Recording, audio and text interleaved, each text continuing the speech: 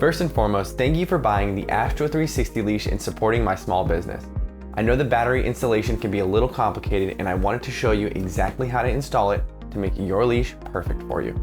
When you get the box, all you need to do, open it up. You'll see your batteries right here on the top.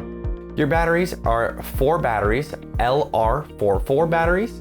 They come with a blue sheath here. This blue sheath is going to be very important. It is taped to the batteries. Please remove the sheath off of the batteries with the tape. Once you have the sheath removed, please open the sheath all of the way.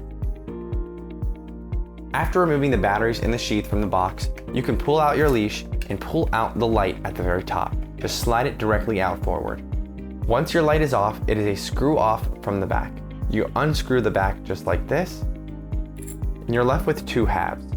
To explain the reason why the batteries can't simply go in the light itself is because the canister itself is made out of metal. Having the sheath allows you to have the flexibility to turn on and off your light. Now this is where the difficult part comes in. This blue sheath needs to house all of the batteries. In order to ship this to you safely, we were not able to pre-assemble it, which is why I wanted to make this video for you. Take all of the batteries, all 4 batteries, out of the packaging.